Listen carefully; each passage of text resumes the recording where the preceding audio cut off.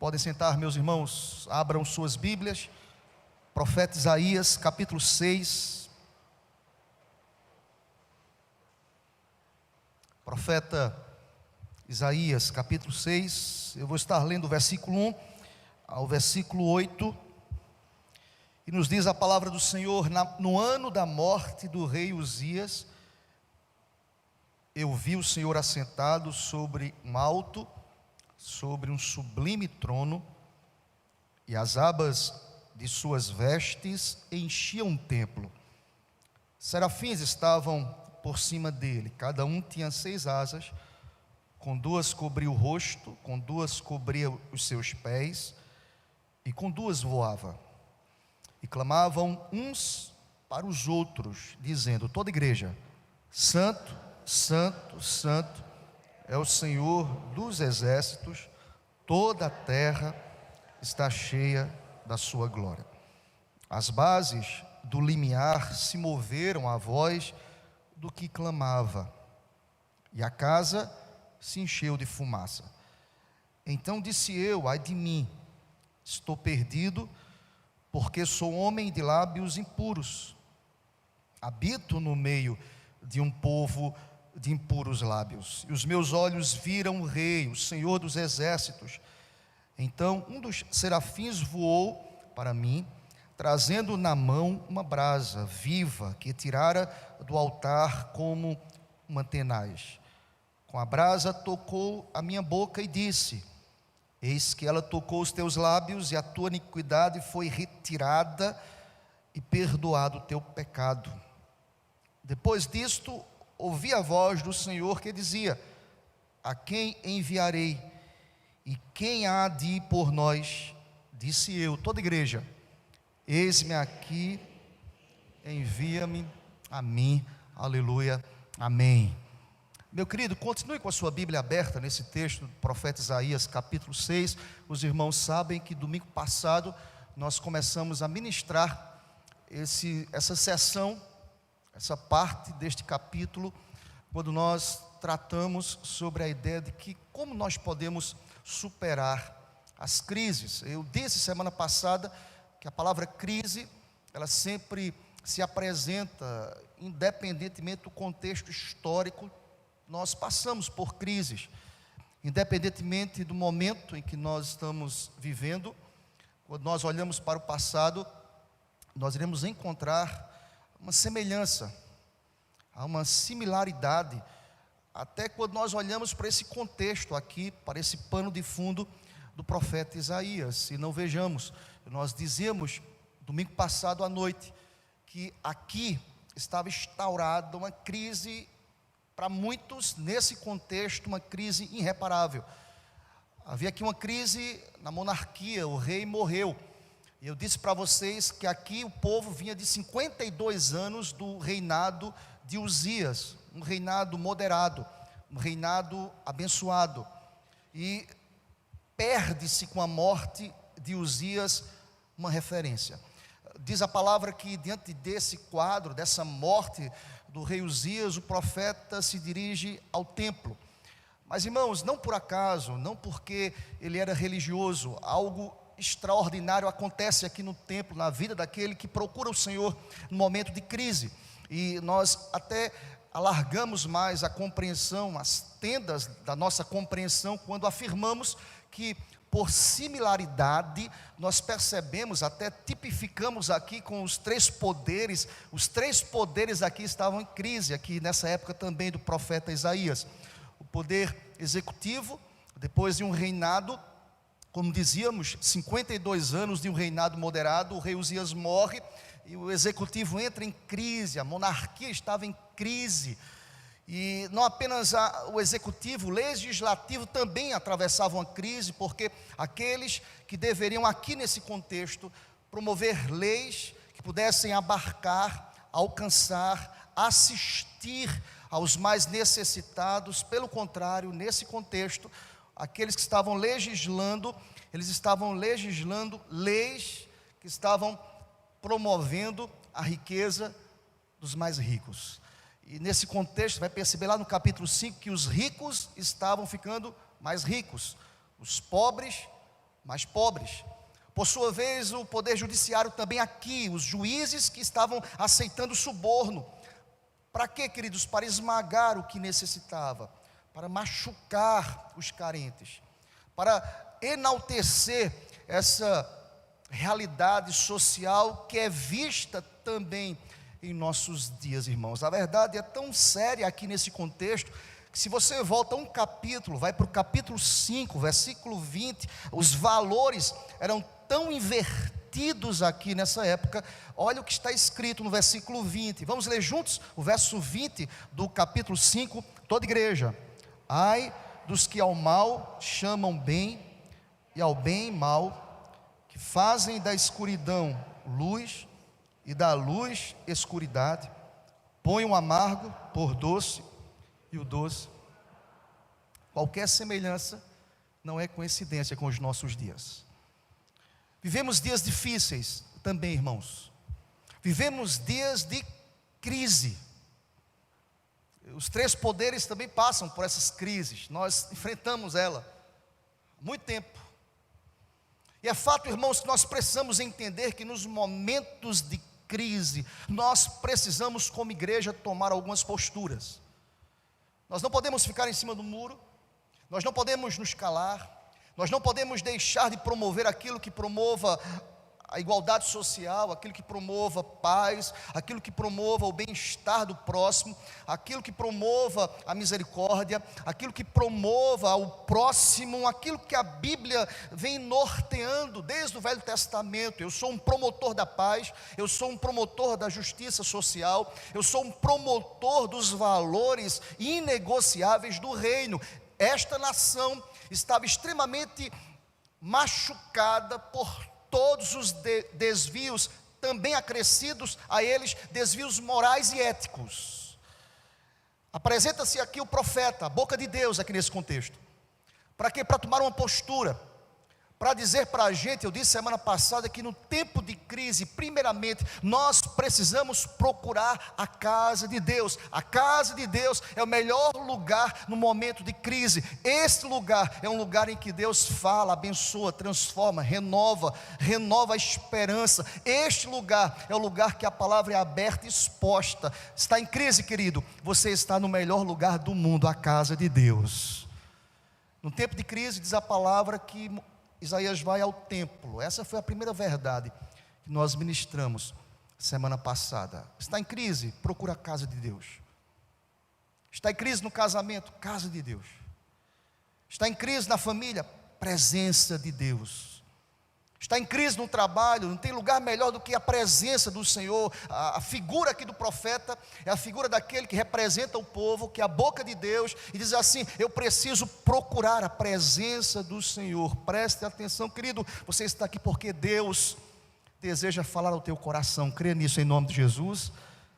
E este é um lugar propício para lhe dizer que esse lugar é casa de oração, casa de transformação, casa de edificação, casa de salvação em nome de Jesus. A primeira verdade nós ministramos semana passada, que o profeta toma a atitude correta. Em tempo de crise, o melhor lugar é a casa de Deus. Há uma segunda verdade: não ir à casa de Deus por ritos religiosos. E para a casa de Deus, porque nesse lugar eu posso olhar para aquele que de fato pode solucionar todo e qualquer problema. Seja bendito o nome do Senhor. Nós precisamos, no momento de crise, não apenas procurar a casa de Deus, nós precisamos olhar para o alto.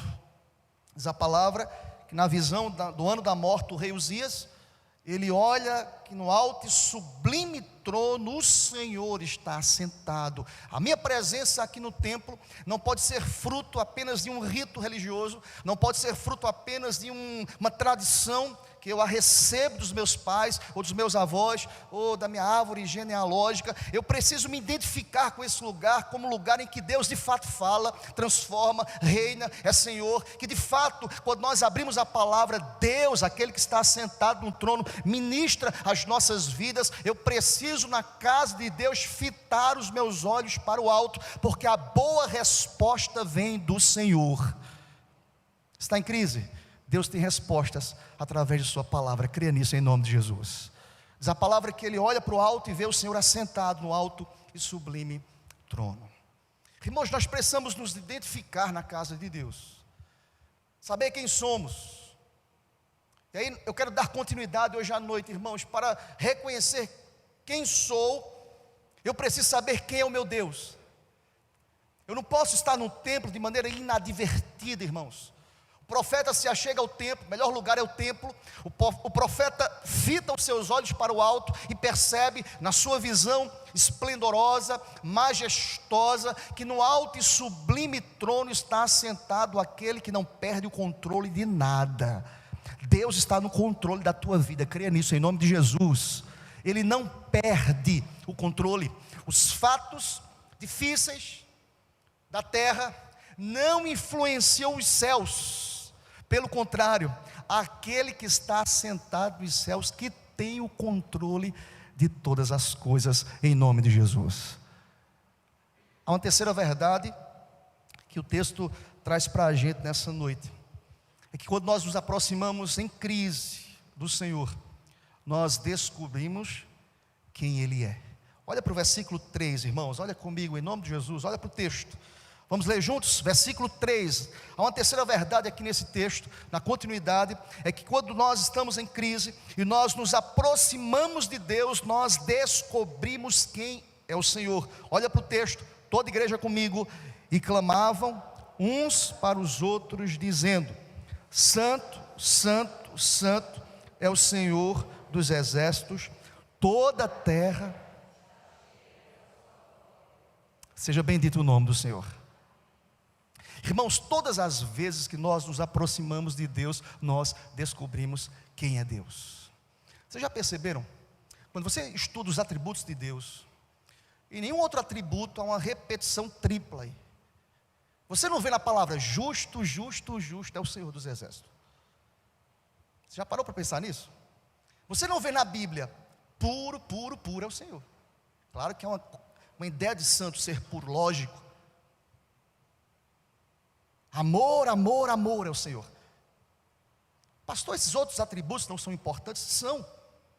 Mas não por acaso que nessa visão do profeta Isaías, ele está diante aqui dessa revelação maravilhosa, dessa tripla afirmação de que Deus é santo, santo, santo. E por que, pastor, uma repetição desse atributo 3 vezes? É porque o atributo santo de Deus realça os outros atributos. Em outras palavras, deixa eu te explicar. Deus é justo porque Ele é santo. Deus é amoroso e um amor límpido e perfeito, porque Ele é santo. A sua santidade é poderosa, irmãos. Por isso que nós não devemos nos reunir nessa noite de qualquer jeito, de maneira inadvertida, com os nossos pensamentos longe de Deus, porque aquele que habita em nós é 3 vezes santo. Nós não podemos oferecer a Deus qualquer culto. Eis a razão pela qual, diante da visão do profeta Isaías, ele diz: olha, na minha visão eu pude ver que Deus é 3 vezes santo. Santo, santo, santo é o Senhor dos exércitos. Nós estamos aqui hoje à noite para adorar a um Deus que é 3 vezes santo, aleluia, que merece adoração santa, perfeita. Pastor, mas quem somos nós? Nós não iremos apresentar uma adoração perfeita. Deixa eu explicar para você. Sabe por que eu estou adorando? Porque Cristo é o mediador dessa adoração. Louvado seja o nome do Senhor Deus. Sabe por que o meu louvor chega diante de Deus? Não porque eu sou bonzinho, não porque eu sou religioso, não porque eu tenho uma herança reformada, não porque eu conheço a palavra, não. A minha adoração chega à presença de Deus, porque Cristo é a mediação entre Deus e os homens. Seja bendito o nome do Senhor para sempre, aleluia. Santo, santo, santo é o Senhor dos exércitos. Todas as vezes que nós nos aproximamos de Deus, nós descobrimos quem é Deus. Irmãos, eu conheço muitas pessoas que no momento da crise, como dizíamos domingo passado, se afastam do Senhor. Vocês conhecem pessoas assim, decepcionadas com a igreja, decepcionadas com a liderança, decepcionadas com as crises, decepcionada com o seu coração, decepcionada com as pessoas, angustiadas pelos fatos que ocorreram. Eu conheço muitas pessoas assim. Mas esse texto me ensina que no momento de crise eu preciso saber quem de fato o Senhor é. Seja bendito o nome do Senhor. Eu preciso me aproximar daquele que é santo. Eu preciso me aproximar dentro daquele que pode de fato moldar, transformar todas as coisas. Eu preciso me identificar, irmãos. Eu preciso saber quem é Deus. Eu preciso estudar os seus atributos, e quando eu olho para esse atributo santo, eu vou perceber que a terra está cheia de sua glória. Eis o fato pelo qual nós estamos aqui reunidos em sua presença.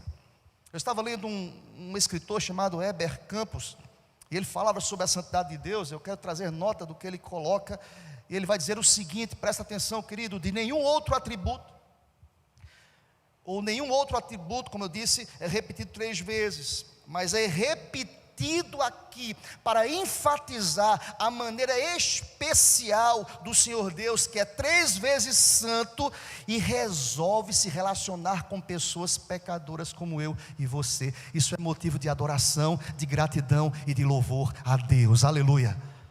Ele é santo, irmãos, mas ele resolve se relacionar. É claro, irmãos, que nós precisamos entender que eu preciso me aproximar de Deus por aquilo que Ele é. É fato que nessa noite, muitas pessoas que entraram aqui com um problema, sairão com o mesmo problema aqui hoje à noite. Eu não sou profeta do caos, mas tem gente que entrou aqui com um problema na família, mas vai sair daqui com um problema na família. Mas eu creio que a percepção, a visão, a leitura, as ações e reações estão sendo moldadas quando nós entendemos que quando nós nos aproximamos daquele que é 3 vezes santo, Ele muda a nossa forma de enxergar as coisas. Seja bendito o nome do Senhor. Ele muda, Ele molda, Ele renova o coração da gente. Percebem? Quando nós nos aproximamos de Deus e descobrimos quem Deus é, nós olhamos para o âmago do problema. Às vezes o problema somos nós. Lembram que eu disse para vocês qual era a crise aqui? Crise na monarquia, crise naqueles que legislavam a lei aqui, crise do judiciário, togas maculadas pela injustiça, como nós enxergamos no mundo hoje. Famílias destruídas, gente que promovia o mal e chamava o mal de bem, o amargo de doce. Quantos conceitos distorcidos aí nós temos na sociedade, irmãos? Pessoas que estão falando assim: olha, você vai escolher o seu sexo quando você tiver condição de escolher o seu sexo. Inversão de valores, chamando o amargo de doce. Dizendo para as pessoas: olha, essa questão de célula máter, família, isso foi um contexto social da época. Isso não existe mais. O padrão de família mudou. Eu estou aqui para dizer que não mudou, porque o padrão é estabelecido não por uma sociedade corrompida e afastada de Deus. O padrão é estabelecido pela palavra de Deus. Aleluia. Estamos mergulhados num contexto de crise. Mas presta atenção, irmãos, todas as vezes que eu estou mergulhado nesse contexto de crise, eu me aproximo de Deus, eu descubro quem Ele é. Ele continua o mesmo. Santo, santo, santo é o Senhor dos exércitos. Aleluia. Toda a terra está cheia de sua glória. Qual é a consequência disso, irmãos? Quando eu me aproximo de Deus, descubro quem Ele é, automaticamente eu descubro quem eu sou. Verdade ou não é, irmãos? Às vezes nós olhamos aqui, chegamos na igreja e olhamos para o nosso contexto e afirmamos: o mundo está perdido, o mundo é impuro, o mundo está afastado de Deus. Mas todas as vezes que eu me identifico e olho para o Senhor, e nessa visão do profeta, eu estou falando aqui do profeta, que era o profeta, a boca de Deus no Velho Testamento. Aquele que era levantado por Deus para trazer uma palavra para o povo, para alimentar, para exortar, para orientar, para trazer uma mensagem da parte de Deus. O profeta, quando se aproxima em sua visão, na crise procura o templo, e que olha e descobre quem Deus é, 3 vezes santo, o seu coração, a sua mente, ela é descortinada. E olha para o texto, em nome do Senhor Jesus. Se você olhar para o texto, olha o que vai acontecer no tempo de crise. Nós não apenas descobrimos quem Deus é, mas no tempo de crise, quando nós nos aproximamos do Senhor Deus, nós descobrimos quem somos. Olha para o versículo 5. Então disse eu, toda igreja, Ai de lábios impuros, habito no meio de um povo de impuros lábios, e os meus olhos. Irmãos, todas as vezes que no tempo de crise nós nos consagramos, nós descobrimos que o problema começa em nós. É verdade ou não é, gente? A Bíblia diz: por que você olha a trave no teu irmão e você não consegue ver o argueiro do teu irmão e você não consegue ver a trave que está nos teus olhos? Toda vez que eu me aproximo de Deus, o meu coração é descortinado, irmãos. Lembrem-se, o profeta diz: ai de mim, porque eu sou impuro. Presta atenção, querido, toda mudança começa a partir do nosso coração. Presta atenção a isso. É muito mais simples colocar para o outro. É muito mais confortável para a gente dizer: ele está em pecado, ele é um pecador, ele é errado, ele é impuro. Não, o profeta começa descobrindo diante da santidade de Deus quem ele é impuro. Ai de mim. Há um lamento aqui, escancarado. Era muito comum no tempo dos profetas essa oração: eu fico corado de vergonha diante da santidade de Deus, ai de mim, eu sou impuro. O profeta reconhece quem ele é impuro, é pecador. Irmãos, quando nós nos aproximamos de Deus, há um processo de mudança no coração da gente. Nós reconhecemos as nossas mazelas, o nosso coração é desnudado, a nossa alma é escancarada diante daquele que nos conhece. Ainda a palavra não chegou nos meus lábios, mas Deus as conhece. Deus sabe como eu estou aqui hoje à noite. Deus sabe se você se preparou para o culto ou não. Deus sabe o que é que você está pensando agora. Deus conhece o teu coração, Deus conhece o meu coração, Deus conhece as nossas almas, e nós não podemos nos esconder de Deus. Eis a razão pela qual, diante da visão do profeta, ele disse: ai de mim, porque eu estou perdido. Ai de mim, porque eu sou impuro. E ele completa dizendo: e habito no meio de pessoas de impuros lábios. Eu quero dizer isso ao teu coração, que no tempo de crise, quando nós procuramos a Deus, nós descobrimos quem somos. Sabe quem somos? Apesar da gente, somos pessoas que Deus continua a amar e a derramar misericórdia. Todos nós carecemos da misericórdia de Deus, aleluia. Ai de mim. Quem sabe você chegou aqui hoje à noite, Deus está dizendo ao teu coração: descubra primeiramente quem é você. Precisamos deixar de lançar para o próximo.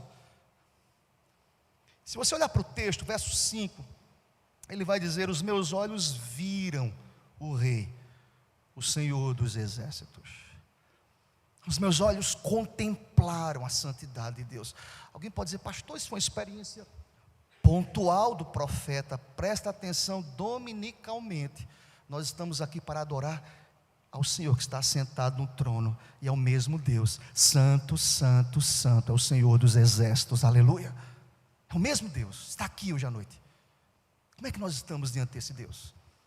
Toda vez que nós nos aproximamos de Deus, nós descobrimos quem somos.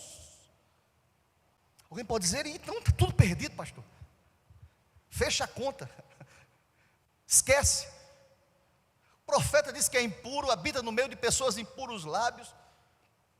Mas presta atenção, querido, nós precisamos entender que o Deus que é 3 vezes santo, e Ele exerce todos os outros atributos, alicerçado neste atributo que é santo, que é límpido, que é irreparável, que é perfeito. Ele exerce misericórdia. Alguém pode dizer: mas há um momento, quem sabe, Deus pode cansar. Jamais. Ele não nega a si mesmo, Ele cumpre, por ser santo, todas as suas promessas. E a promessa de Deus para a gente é que diariamente, diuturnamente, todos os dias, Deus renova sobre esse povo pecador as suas misericórdias que não têm fim, aleluia.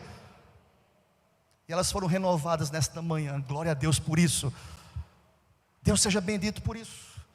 Todas as vezes que nós nos aproximamos de Deus, nós descobrimos quem somos. Alguém pode mergulhar intimamente descobrir quem eu sou. Quem sabe por próximo eu sou alguém de uma conduta ilibada, mas Deus conhece o nosso coração.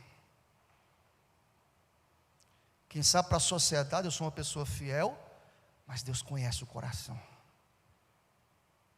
Quem sabe para as pessoas, dominicalmente, eu sou um crente que carrego a Bíblia, mas Deus conhece o nosso coração. Sabe por que nós estamos aqui? Porque Deus quer de fato descortinar o nosso coração.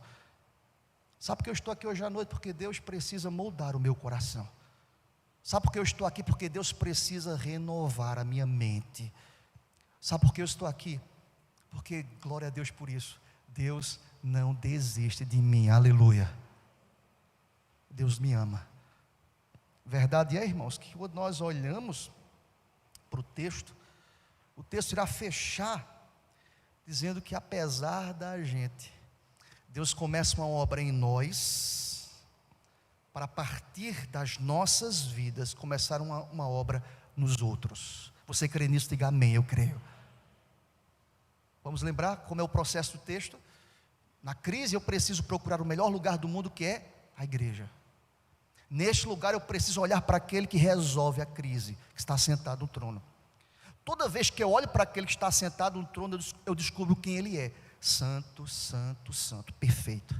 Toda vez que eu descubro quem ele é, o meu coração se apresenta. Você é assim, impuro, e habita no meio de pessoas de impuros lábios. Mas diante dessa realidade, o coração do profeta diz: eu estou perdido. É justamente aí, quando nós reconhecemos que não somos nada, que somos falhos, que somos finitos, que somos pecadores, que somos miseráveis pecadores. Paulo chegou a dizer: eu sou o pior dos pecadores. Apóstolo Paulo, eu sou um miserável pecador. Ele chega à seguinte tese, ao seguinte conceito: todos pecaram e todos carecem da misericórdia do Senhor.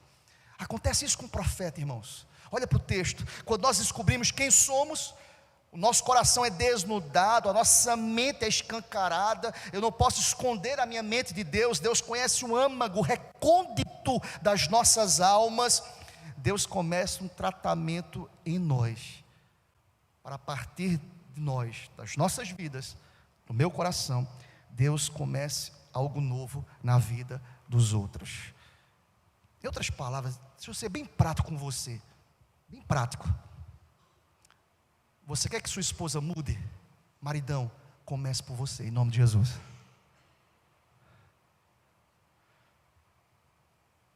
Esposa, você quer um marido mais abençoado, cheio de Deus? Comece no teu coração. Filho, você quer um pai mais abençoado? Seja um filho abençoado. Pai, você quer um filho cheio de Deus? Seja um homem, uma mulher, sejam cheios do Espírito Santo de Deus. Sabe o que Deus quer fazer com a gente hoje à noite? Começar uma obra em nós.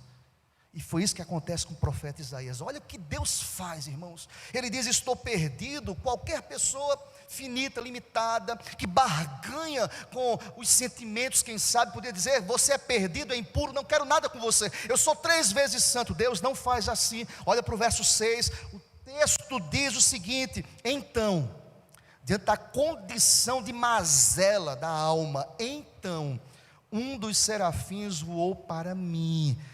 Quem toma a iniciativa? Deus, trazendo na mão uma brasa viva que tirara do altar como um tenaz. Com a brasa tocou a minha boca e disse: eis que ela tocou os teus lábios. Vamos ler juntos, toda a igreja.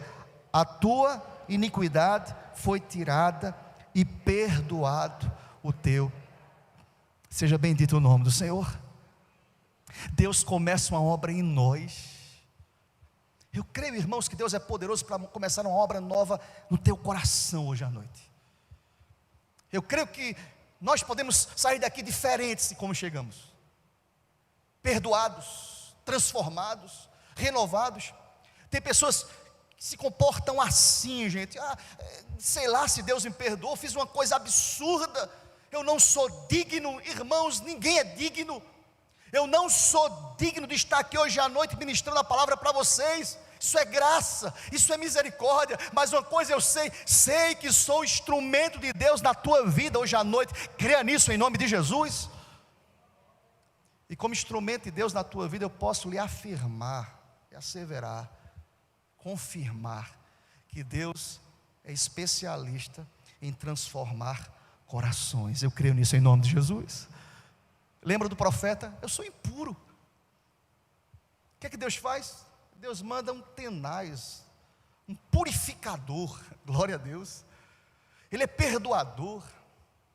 Deus é aquele que vai onde ninguém pode ir. Deus é aquele que trata onde ninguém pode tratar.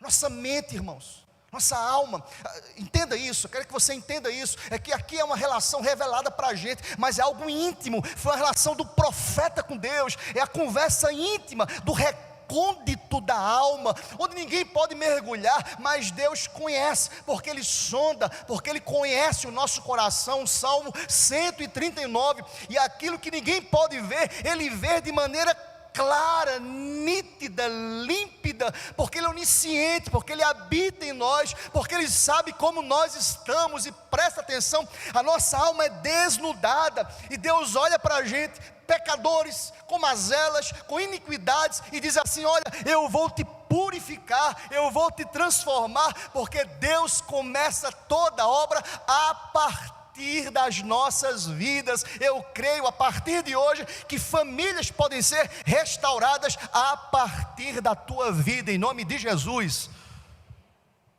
Você crê nisso, meu irmão? Eu creio.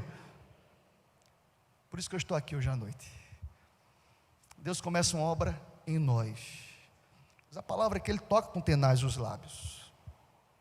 E eu quero que você preste atenção à afirmação: a iniquidade foi tirada, o pecado foi perdoado. É impressionante como Deus se relaciona com a gente, irmãos. É impressionante.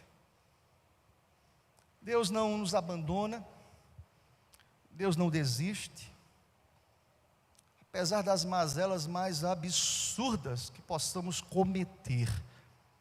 Deus continua como o pai da parábola do filho pródigo, continua com as portas abertas. Tudo que é meu é teu, filho. Comamos e nos alegramos, porque esse meu filho estava perdido e foi achado.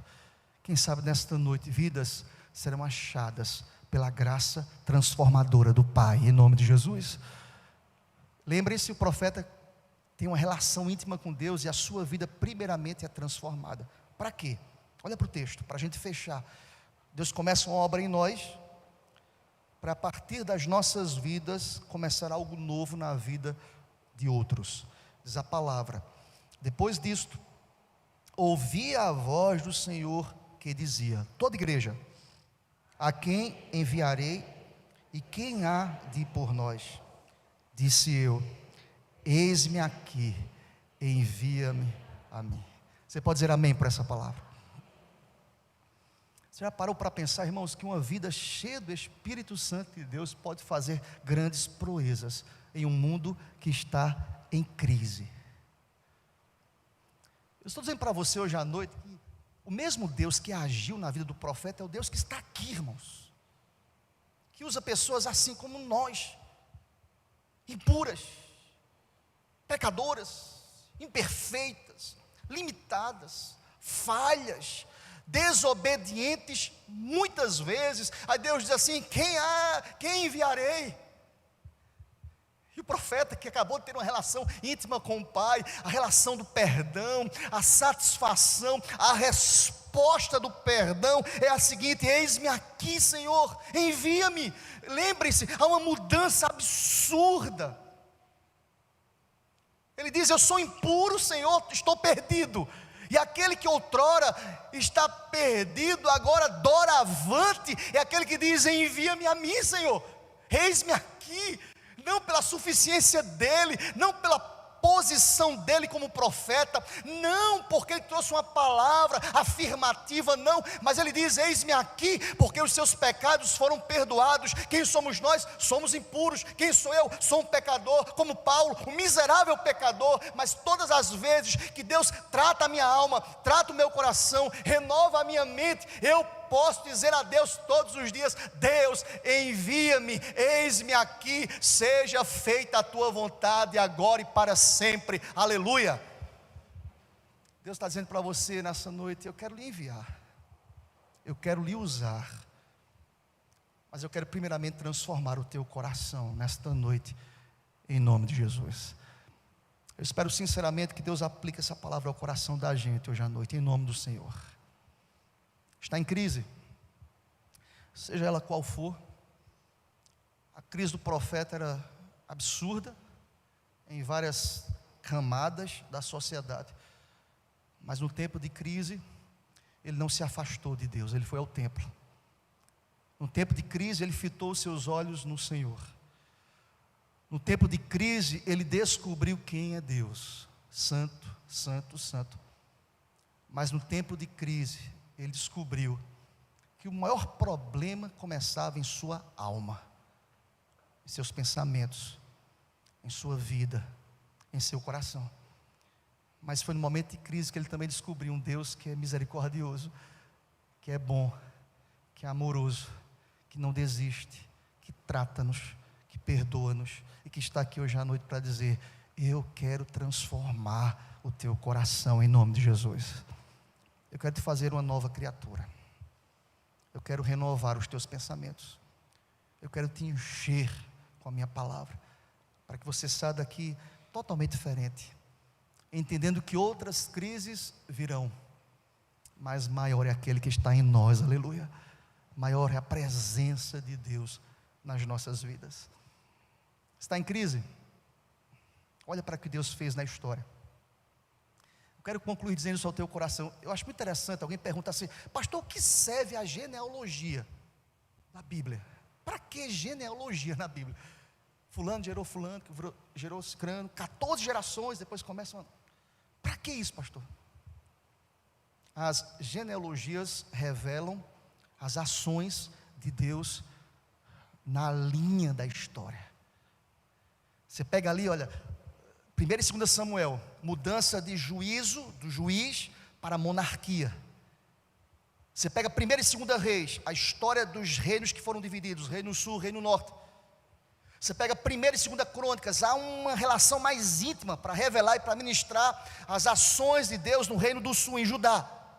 Em todas essas histórias, 1 e 2 Samuel, 1 e 2 Reis, 1 e 2 Crônicas, você percebe claramente a relação de Deus de perdoar, de procurar, de renovar, de perdoar, de restaurar e de usar pessoas pecadoras. A genealogia vai apontar para aquele que é perfeito, aquele que veio, aquele que se fez homem, aquele que habitou entre nós, cheio de graça e de verdade, e esse que é misericordioso tomou o nosso lugar e se fez maldito e morreu na cruz para trazer às nossas vidas esperança, aleluia. Para que estudar a genealogia, pastor? Para descobrir quem Deus é. E quando eu descubro quem Deus é, eu descubro quem eu sou. Sou nada.